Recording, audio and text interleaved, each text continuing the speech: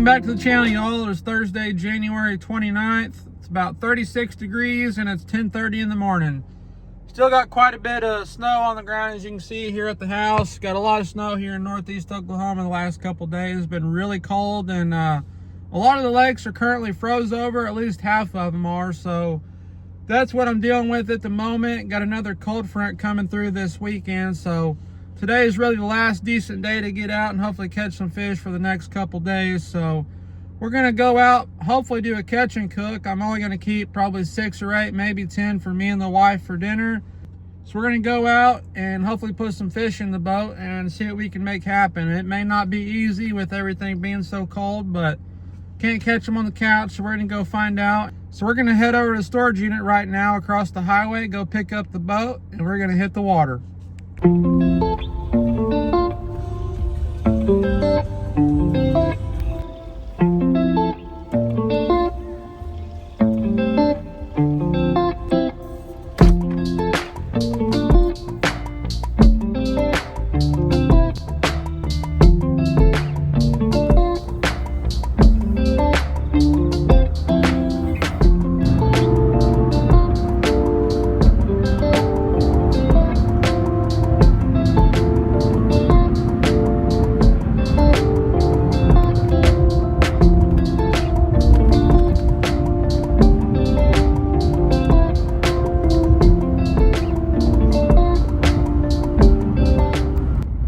Taking a short drive to the boat ramp here. I'm going to stay close to home today and fish my home lake. It's been a pretty tough go here for the last couple months, honestly, but I didn't want to drive far and thought, well, maybe we'll make something happen here. It's been a pretty tough past couple months. We had some really bad flooding earlier this summer, and this lake was flooded for, it felt like 3 or 4 months. I mean, at one point in time, I got up to 28 foot high, believe it or not, and the fishing just was absolutely terrible, and it's really been terrible ever since. I mean, I've had a few good days here and there and catching quality fish, but it's been really hit and miss. I mean, the lake was up so high, and you know, my theory is that the fish got, you know, flushed out the dam from the current, and a lot of them got shifted to the south end of the lake. I mean, typically the north end fish is better than the south end, but this year it's been flip-flopped, and even then it just ain't been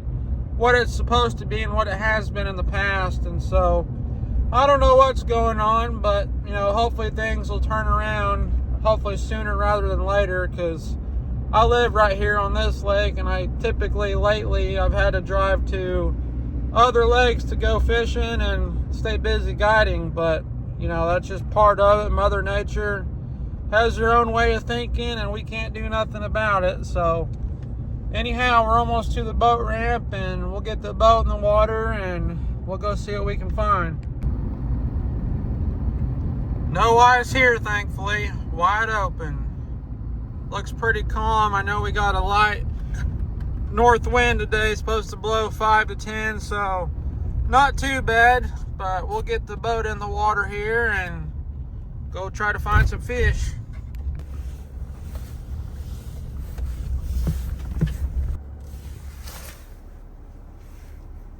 All right, we got the boat in the water. Got my cold weather gear on. We're suited up and ready to unhook and go try to find them. Boy, ain't that truck dirty. So's my boat. That's about as dirty as I've ever seen it.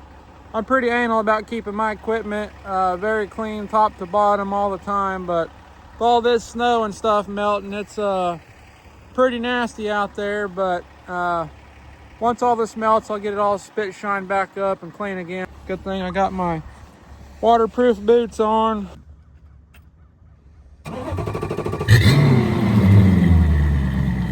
Them power poles sure come in handy. Don't even have to tie up, especially on a dock like this that's got no bumpers, and it's really rough, all steel. This got to be one of the steepest courtesy dock ramps in the country. This is pretty dang steep. Pictures and videos don't do it justice. Very rarely have I seen it level when the lake's up, obviously, but pretty steep. That'd be a heck of a ride down if you were to slip down that thing. Be a cold swim.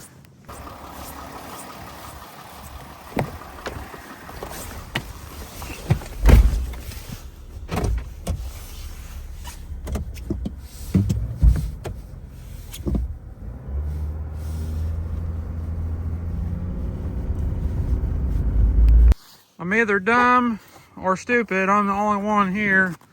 Or I might be both. Who knows? But I got nothing else to do. I don't have a 9-to-5 job like everybody else does. So if I'm not guiding, I'm still fishing. So we're gonna go get in the boat and go try to put something together. I don't really have a game plan today. Typically when I show up to a lake, I've got, you know, a list of areas that I want to go hit. But last time I was here, less than a week ago, before we got all this snow, it didn't do no good. I fished the whole lake top to bottom, east, south, northwest, and didn't do no good. Caught a few fish, but not what I consider successful by no means. But I don't know, we'll go let the boat take me where it wants to go, I guess. We'll figure something out.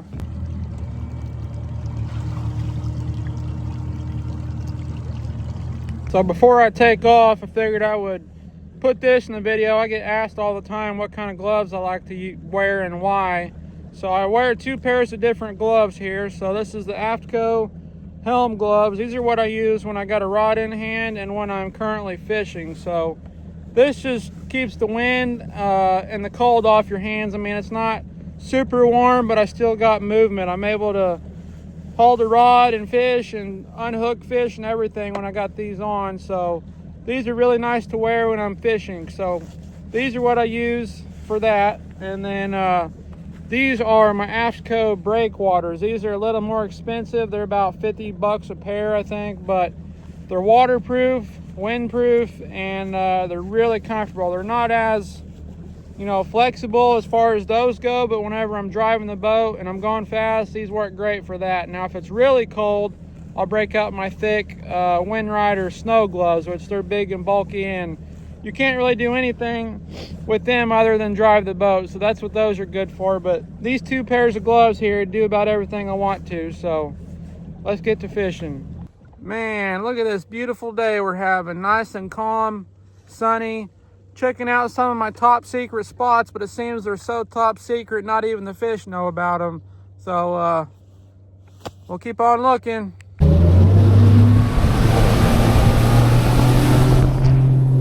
Earlier, whenever I was talking about the lake being high, if you look up there on the bridge columns, you can see how high the water got. So there is one from 2015 way up there. I mean, you can see how high this water is. This is a really tall bridge, and it got way up there. 2015, 2019, and then 2025 as well.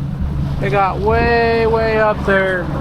At one point in time, I went under this bridge right here, and I was able to touch the bottom of that bridge with the palm of my hand. And right now, that's probably 25 foot above my head. So just for reference, you can see all the people that rode up there with spray paint on every single one of these columns. So crazy fact there, this lake goes way up and way down.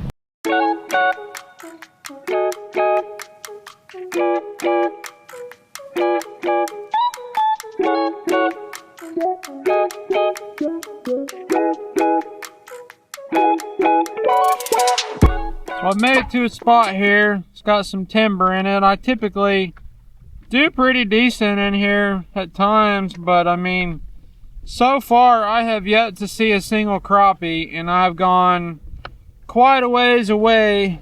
But you know, I'm gonna keep on looking and hopefully stumble across some. I'm just kind of moving my way up the lake and hitting a bunch of different areas trying to find some. Finally found a few crappie here. They're all schooled up on this tree down here, about 16 to 20 foot deep, pretty deep, but water temp is 39 here, so it's pretty cold. Wind picked up a little bit here, but I'm gonna get out a long rod here and see if we can't get some of these boogers to bite. So I'm gonna start with a 13.5 1039 12-pound fluorocarbon 1/4 ounce Dragon Master sonar stick. And this has a 16th Cyclops jig head with a Snacky FS300 Snacky milk. I've had this on in the last couple of videos, and it'll work really anywhere. I mean, water's a little dirtier up here, a little farther north, but that right there ought to do the trick. So these fish, like I said, they're kind of deep, but we'll go down and see how they're acting. I think I'm the only boat on the whole entire lake. I have not heard or seen anybody today. There's a couple decent fish right here. Well, that didn't take long. There's the first one, and it's a small one. Smaller anyways. But we got the skunk out on the very first drop, so that's promising, hopefully. We need a little bit bigger though. Or that one. Got him. That's a decent one. There's a keeper. Perfect eater right there. I don't like them too big and not too small. This is, I mean, pretty much textbook eater. And that's probably a 11.5, 12-inch crappie there, and they fry up good. So he's gonna be the first one going in the live well. So we'll add some water in there for him. Turn on our aerator here. There we go. First one in the boat. See if we can get any more out of this tree. So far, they're kind of aggressive, but the question is am I going to find any more on any other trees? Because this is the first tree I found fish.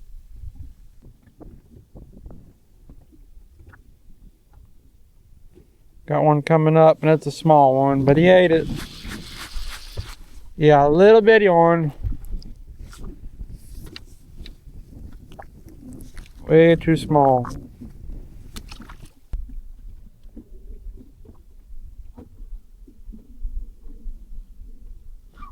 Well, they're aggressive too. This is a small one.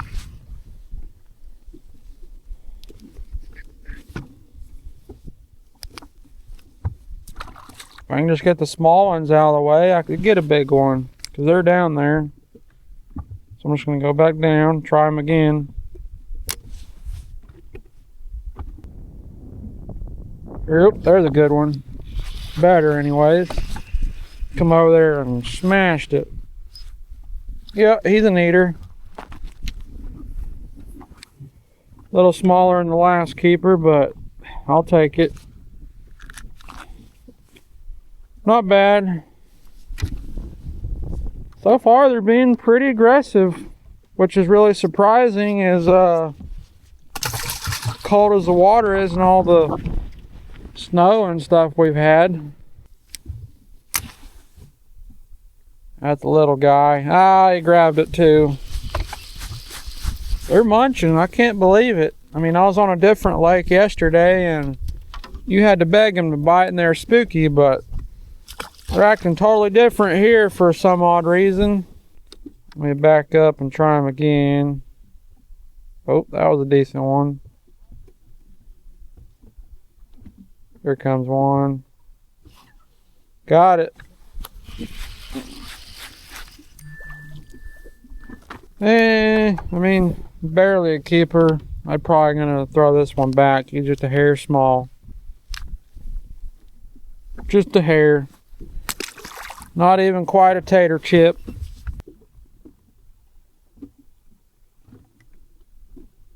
There's one. Man, they are crushing it. That's a keeper.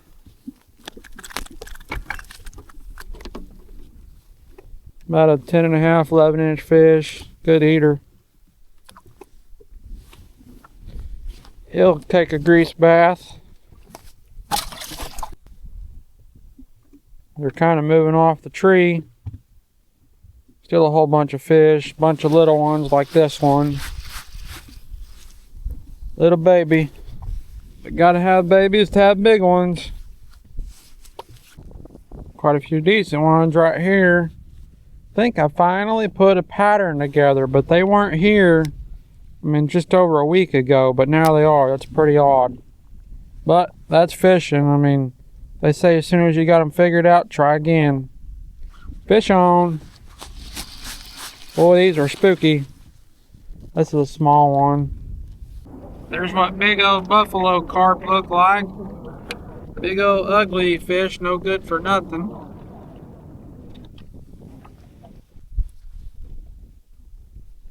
I was just getting ready to strap down and head to the next spot, and then I come across this tree. What about this one? That one ate it. Little guy, not quite a keeper, he's a little skinny.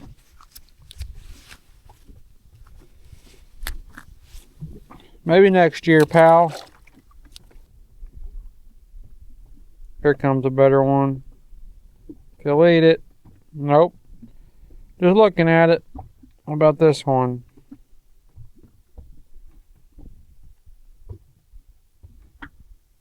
Come on, fish. And oh man, look at all the fish on that tree. I'm still a ways out, so they look small, but sometimes there are some bigger ones in there. I'm going to back down to 30 foot. My depth's at 25 because they're pretty deep, some of them. Go up to 20. Surely I can get one out of there. Look at all of them. Come on. Or this one. Got it. No, dang it. Son of a gun. Short struck me. But they are hitting it. That's a small one. Some big ones there. There's a better one. No, it ain't. Disregard that statement. There was a bigger one behind this one. I thought that was the one that ate it. So many fish there, it's hard to tell. There's a fish.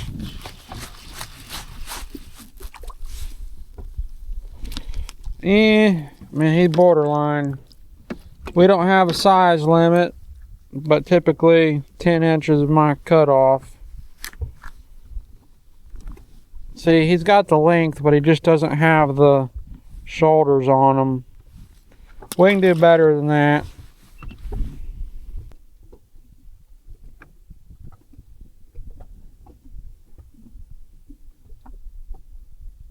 That's a decent one there if you'll eat it. Got him. That's a keeper.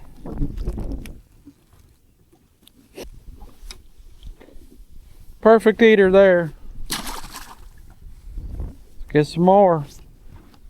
Alright, I'm just going to try something here. I got the 7-foot rod out, 3/16 jig head, and a cutthroat tricked monkey milk.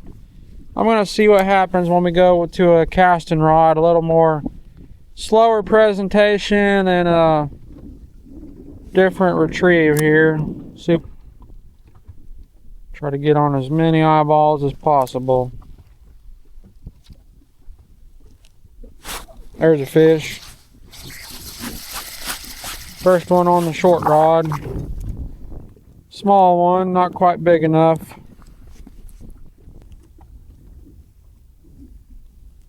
Bunch of little ones. Come on, eat it. Nope. Let it fall back down. I'm glad they're not running off. I mean, everywhere else I've been, all the other lakes and rivers I've been on, they've been super spooky, and these are sitting there waiting on me. Oh man, that one smashed it. I seen him sneaking over there. That's a keeper too. Kind of skinny, but he's got the length. That one was creeping out from behind that tree, and then he just, bam, he smoked it. God, it had like 3 or 4 different fish chasing it.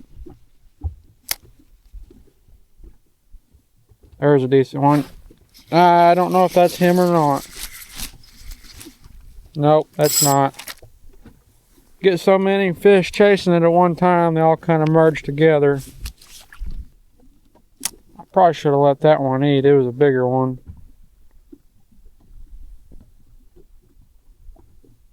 Oh, fish on. Small one. Bunch of small ones to weed through. I'm getting ready to move on down to the next spot.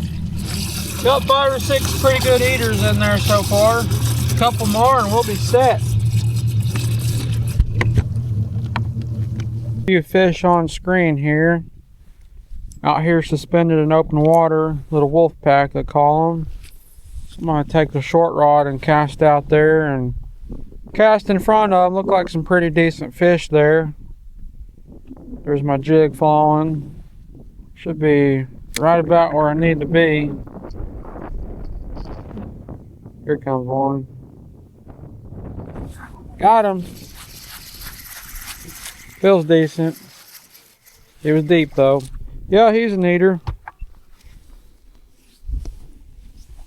First eater at the new spot. Had to look a little bit, but I came across some. They weren't on any trees or nothing, just out here floating around. Really only need one or two more and got plenty for what we need to keep, but I'll probably keep on fishing anyways and see what I can find since I'm here. That should line up pretty good right there.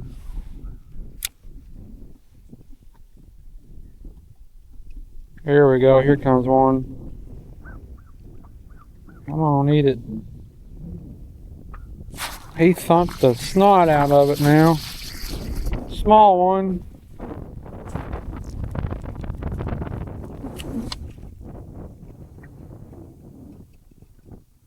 Okay, I'm gonna get my long rod back out, cause this ain't getting down there fast enough. Need that extra weight.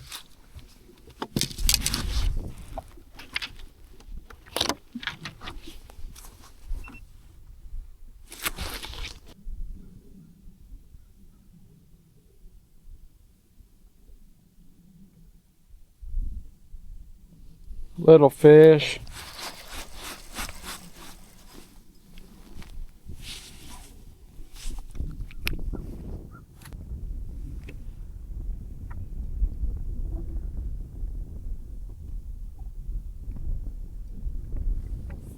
There's a fish. Followed it forever. Smaller one. And he would be borderline keeper, but we can do better than that.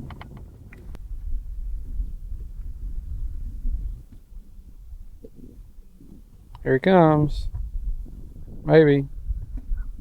Got him. About the same size as the last one. I mean, they're like probably 10 inches. A little too small. Alright, we're gonna pack up. I think I'm gonna go look at a boat dock that's usually loaded full of fish. This dock I was talking about, and look at that. They are stacked. However, not sure I can get to them. Sometimes they're right behind this sea-doo lift, but they're still really hard to get to. And that's where this long rod approach is gonna come in handy, because I can reach over that lift typically and get to them. Look like some pretty good fish there. They are stacked up. Somebody pulled up the little spider cube that was down there for some reason, but I can still get down there, I believe. So I got the 13.5, and I dropped right beside that sea-doo lift in between the dock, and look, I'm going right down to them. As long as the wind don't blow me into the dock, because it's blowing that direction. Fish on, that's a small one. Yep. Got the first fish there.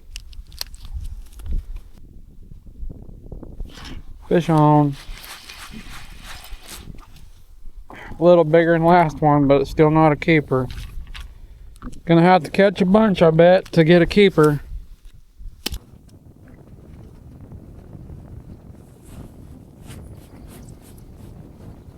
Dang wind is blowing me around.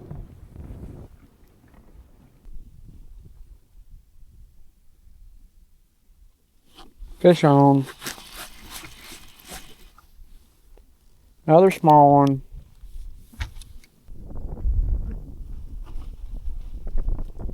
There's a fish. Another small one. I don't think this dock's going to be the answer, because I don't want to catch these all day long. Y'all check that dock out over there. That is pretty crazy what a windstorm can do. It left all of these docks here, but it came through, picked that one up, and flipped it on its top. This has happened before on this lake too recently. The Father's Day windstorm we had a couple years ago Did the same thing to another dock in a different cove, and it completely mangled it, and even had a boat in it and picked the whole boat up and everything. That dock is trashed. But there's still some structure down there that they left. Ain't nothing on it, little fish. That's pretty crazy there, guys. Mangled it.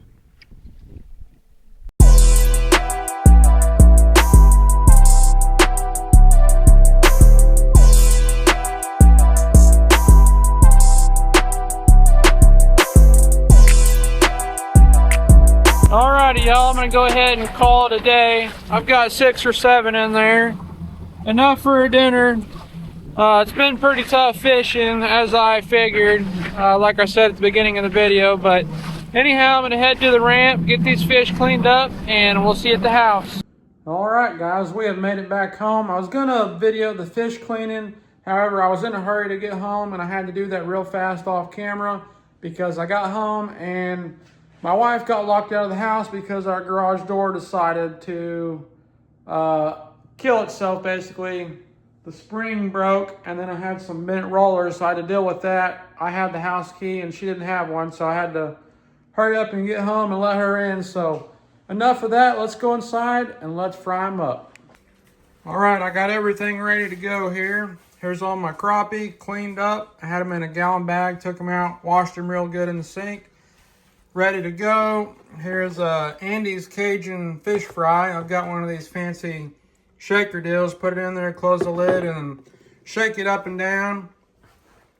Over here, this is a Presto deep fryer. It's pretty neat. Little cheap thing from Walmart, but it works great. Put some canola oil in there. I like that it's deep enough, and that way the grease doesn't spatter all over everything. A lot of people cook fish different ways, but I don't typically use the egg wash. I go straight from there, into there, into there, and then on the paper plate to dry. So for sides, we got French fries, and then we like these Checkers cheesy potato bites as well. Throw them in the air fryer. Quick and easy dinner with minimal cleanup. Got some helpers here. I got 4 dogs, it's only 2 of them. But anyhow, let's get these battered up and throw them in the fryer. All right, first batch going in. I leave the basket down. I just flop them fillets right in that hot grease and I'll let them get all crispy. This is my favorite fish fry here, Andy's. It's really good. I've tried a lot of different ones, but this one right here seems to be my absolute favorite.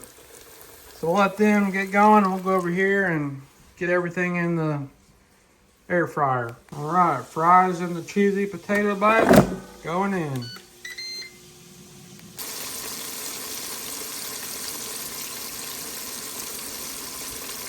All right, first batch is coming out. Look at that.